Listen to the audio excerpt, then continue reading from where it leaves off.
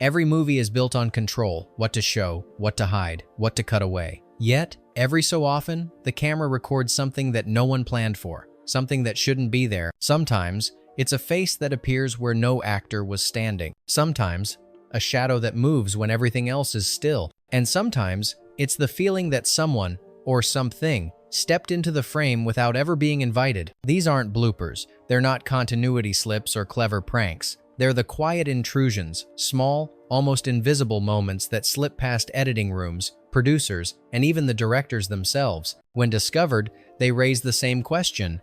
If no one filmed it, why is it there? Some are so subtle that decades go by before viewers notice them, a background figure, a reflection, a whisper caught on set. Others were cut from later releases, as if erasing them could undo their existence. But cinema doesn't forget. Film holds on to what it captures even when no one means to capture it. Tonight, we'll look closer at 15 moments the audience was never supposed to see. 15 background events that were never written, never planned, never rehearsed, yet made it to the final cut anyway. Because once the camera rolls, the truth doesn't always stay behind the lens. They weren't in the script, they weren't in the plan, but they're still on film. Cloverfield, 2008. Found footage is supposed to feel real, but this went too far. Before the chaos begins, there's peace. A handheld camera recording a day at Coney Island. The couple laughs, the subway hums, the world feels normal. Then, in the train window behind them, a reflection appears, a face that doesn't belong. It's still, pale, and far too close to the glass.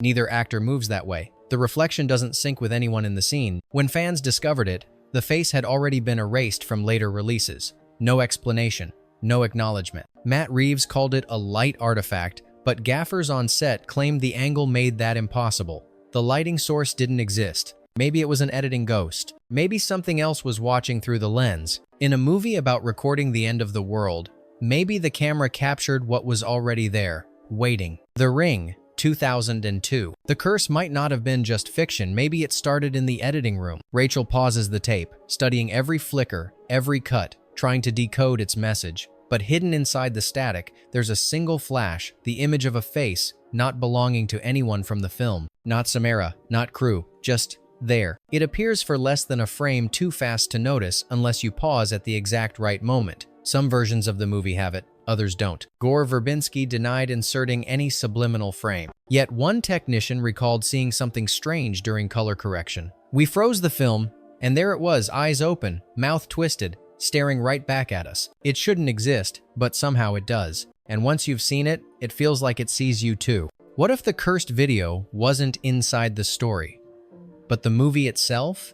The Shining, 1980. Perfection leaves no room for accidents except one. Danny's tricycle glides through the maze of hallways in the Overlook Hotel. The silence of the wheels rolling over carpet and tile is hypnotic. Then, in the briefest of moments, something interrupts that symmetry, a leg, bare and unmoving, in the dark space just behind the wall. Only a single frame, then it's gone. The Steadicam operator swore the hall was sealed. Only he and the sound team were present.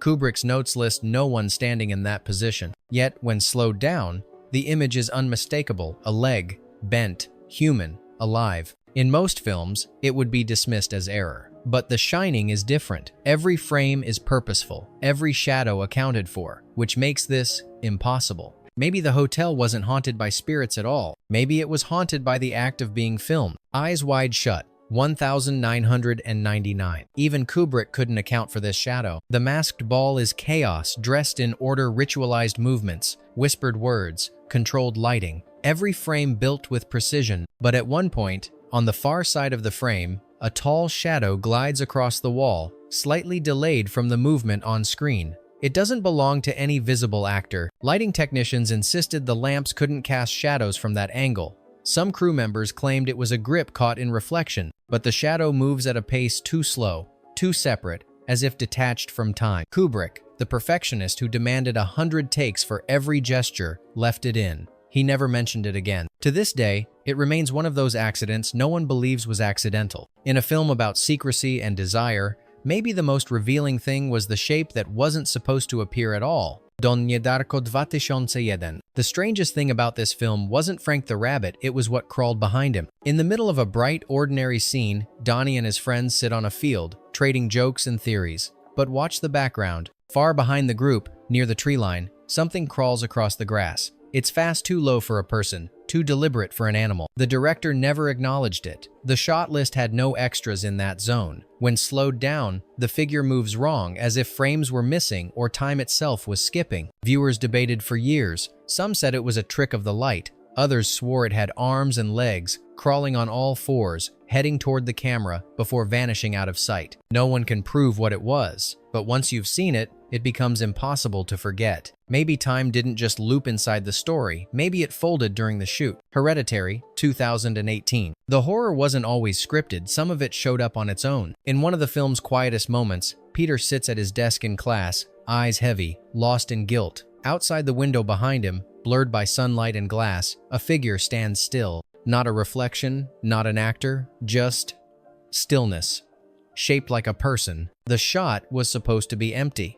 Ari Aster called it a coincidence, but the cinematographer insisted no one was out there. Later, during a reshoot, the same silhouette appeared again in a different location. Same posture, same faint outline. The footage was never digitally altered. The figure wasn't in the lighting plan, yet somehow it lingers. Always just behind the glass, just out of reach. Some say it's the film's theme made real grief that takes shape, trauma that manifests.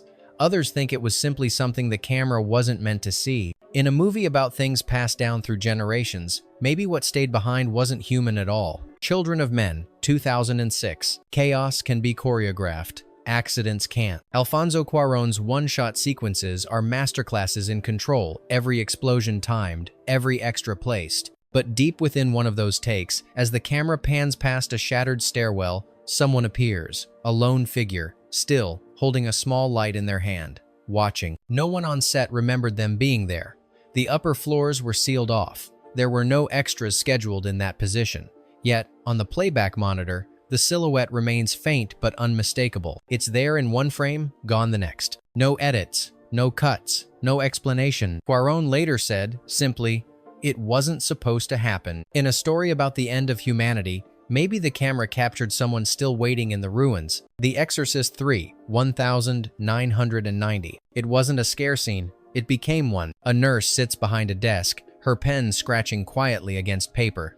The hallway behind her is still, until something crosses it, slow, awkward, like a human shape that doesn't understand how to move like one. It's easy to miss a blur in the corner, but once you see it, you can't unsee it. The body moves stiffly, out of rhythm with the shot. Director William Peter Blatty later insisted the corridor was locked during filming. No one was meant to be there. The script calls for no motion in that frame, and yet, there it is passing behind her, just long enough to feel intentional. When the scene was remastered years later, some versions quietly cut it out, others didn't. Maybe it was just a trick of the light, or maybe the light caught something that wasn't supposed to be seen. The Lord of the Rings, The Fellowship of the Ring, 2001. Middle-earth was crafted with precision, but one presence wasn't invited. When Frodo wakes up in Rivendell, the scene glows with warmth, sunlight, soft music, peace. The camera drifts along the corridor behind him, and for a fleeting instant, someone moves through the light.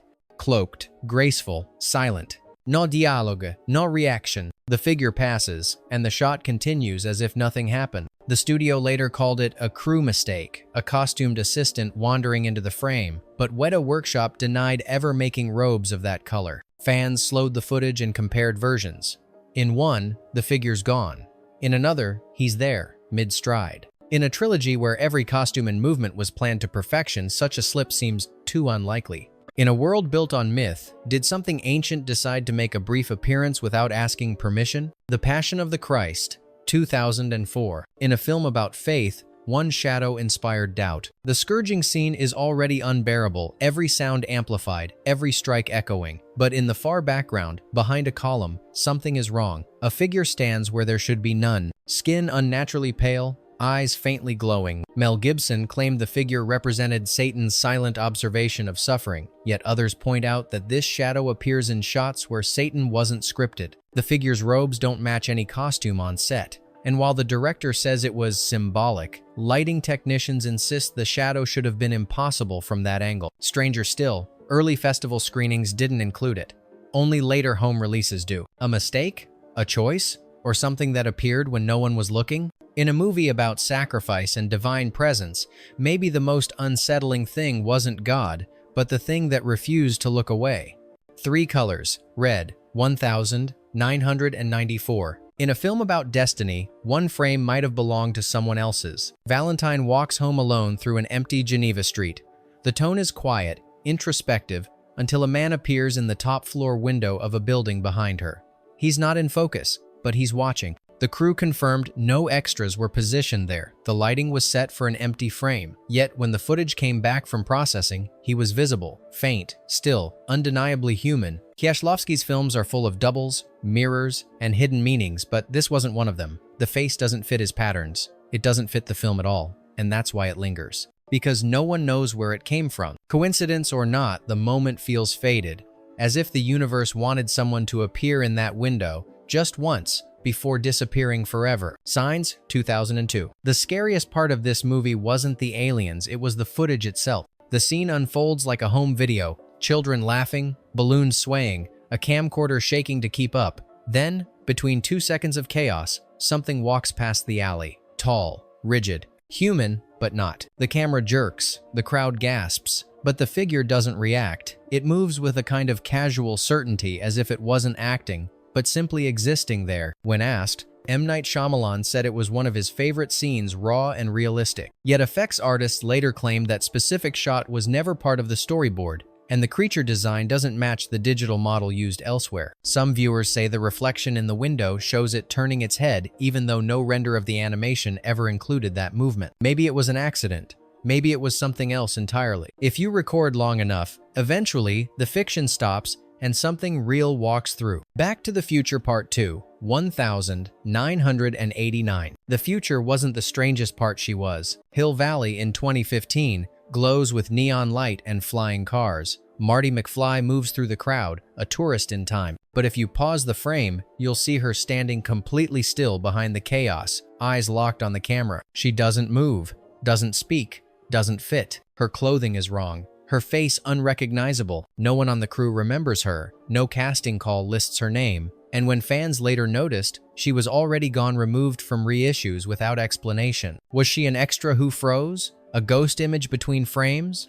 Or something that appeared in the future that film accidentally caught? Whatever she was, she stands there unacknowledged, uninvited, perfectly centered in a movie about time. And sometimes, the most unsettling part of time travel is who's standing still. The Wizard of Oz, 1939. Sometimes, magic leaves behind a shadow. Dorothy skips along the yellow brick road, surrounded by color, joy, and music. Then, in the deep background behind the trees, barely visible, something hangs. A dark shape, suspended, unmoving. It's there just long enough to catch the eye, and once seen, it can't be unseen. Some said it was a bird used for atmosphere. Others believed the unthinkable, a tragedy captured by accident. MGM never spoke about it. Later, remasters blurred the image away, rewriting the frame as if to erase the rumor entirely. But the original version, grainy and untouched, carries a tension that doesn't belong in Oz. What was meant to be a world of wonder became one of cinema's earliest ghost stories, a perfect frame with one imperfection no one can explain. In a movie about escaping nightmares,